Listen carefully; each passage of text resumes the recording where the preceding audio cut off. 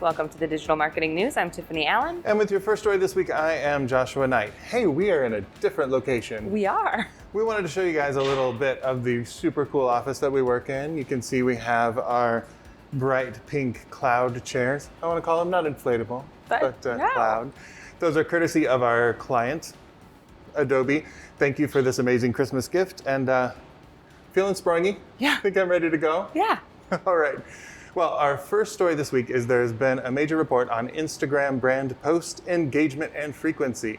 So this is focusing specifically on brands and whether people are paying any attention to them on the gram, as I have been informed the children call it. Yes. This is Social Insider research. They looked at 7.4 million posts, and they found, sadly, engagement has been declining a little bit since last year. Wow. So we're talking about a 3% decline year over year. Not major, but in the margins that we work in social media, still makes a bit of a difference. What I thought was interesting, though, is they found that the highest engagement comes to the smallest accounts. Right. So up to about 5,000 followers gets the most amount of engagement, and it goes down steadily from there the more followers you have. Wow. So that makes sense. The more folks you have out there, it's just kind of a numbers game that way. Yeah.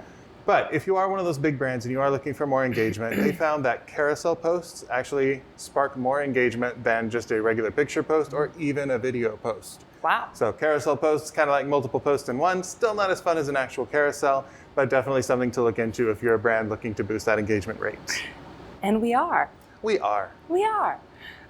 In other news, Twitter published their 2020 marketing calendar. Excellent. Very excellent indeed. So this is going to help marketers keep their tweets timely, and it includes major holidays, media events, sports, political events, all the things you might or might not want to tweet about as a marketer. It also includes some high-level tips, things you might want to do to make your tweets more successful, get better engagement, what have you.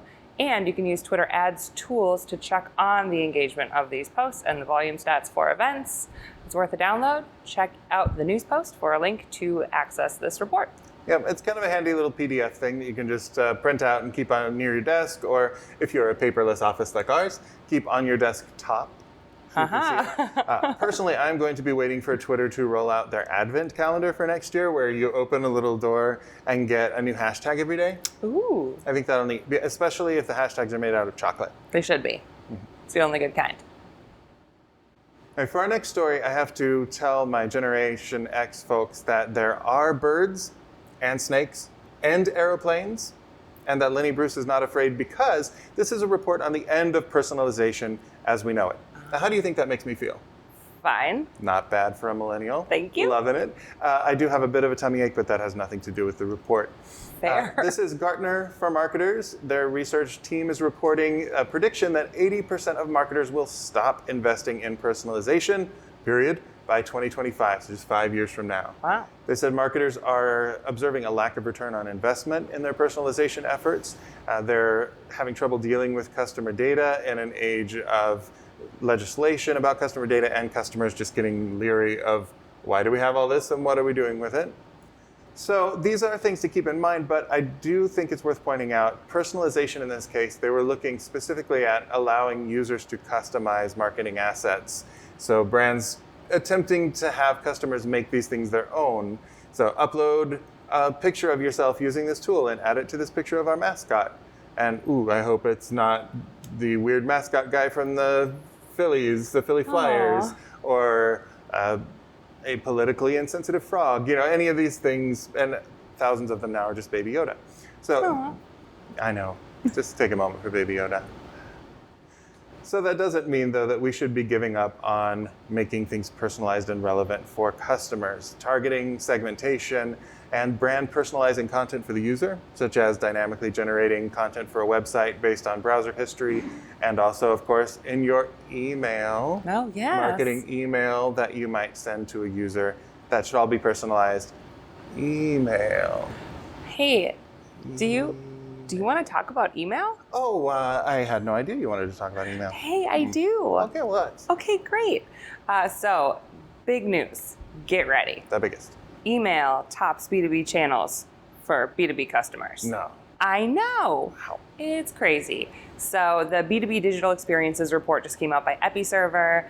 They said that B2B buyers prefer email over any other channel for brand communications. 54% want brands to communicate more frequently by email, but marketers list paid search and website as more effective channels than email. Oh, that's weird. It is weird, but 49% of companies plan to invest in email marketing systems by 2022. So we have picked up on, like, we may not think of that as the most valuable channel, but it is definitely worthy of continued investment. Exactly. Also, I hope it is a new, fresh email marketing system and you're not just sitting there manually sending emails to customers. We are going to pay Bob $2 more per email to write an individually personalized email for each person. It works. I wouldn't recommend it. But of course, the purpose of all of this marketing that we're doing, personalized as it is to try and get some customer loyalty going, right? Right. Well, there's some good news there too. There's a new survey from some folks called Yotpo, perhaps Yotpo, YOTPO. They did a survey of 2,100 adults, and 89% of them consider themselves loyal consumers to at least one brand. That's super cool, but 67% defined loyalty as just, I tend to buy from the same brand. Huh. So not, I love the brand, I want to invite the brand over for Thanksgiving dinner. You guys, I'm so tired of eating turkey by myself. Right. But I tend to buy from the same brand. But 87% said that they needed to have at least 3 purchases before they consider themselves loyal. So I think that's a pretty decent indicator. Right. What I thought was interesting, we talk a lot about customer experience. In this particular survey, 78% of folks said that the product itself was the driver of loyalty, that price was a close second, and that customer service, so that customer experience, was kind of a distant third. Only 26% said that that experience was really what was driving that loyalty. So it's something that's worth keeping an eye on. Yeah, customer service was up from 7% of responses last year, though. Okay, so that is a pretty big jump. Looks like customer experience is starting to close that gap. Right. Keep an eye on that. And then, if you think about if you're buying a product and it's really, really bad, but the service is really good, you probably still aren't going to buy that product again, right? I like them, but my car's on fire. It's no good. Right. Fair enough. But what we really should ask ourselves as marketers, and we don't ask enough, is what will customers do for a brand if they're loyal? What does that loyalty even mean? What's in it for us? Yeah. So 59% said they'll join a loyalty program. Again, great way to nurture contacts through email. 59% said they'll recommend the brand to others, which is ultimately the goals of customer advocacy, right? I'll take that, yeah. 36% said they'd spend more money and ignore cheaper alternatives. Which on the one hand, that's less than half. On the other hand, that's a third. Yeah. I'll take it. Those are all factually accurate statements. That's how numbers work. Only 10% said they would follow or engage with the brand on social media, though, even being loyal customers. So that's a challenge that we're going to have to look at. It is a challenge. Or you could think about it the other way. If they're not engaging with you, but they're buying your products, okay.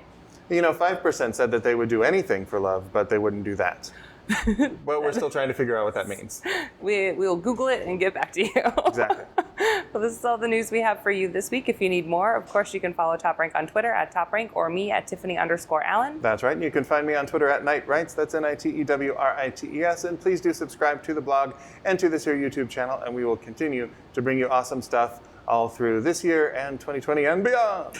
And beyond. We will see you next week. Thanks for tuning in. Bye-bye.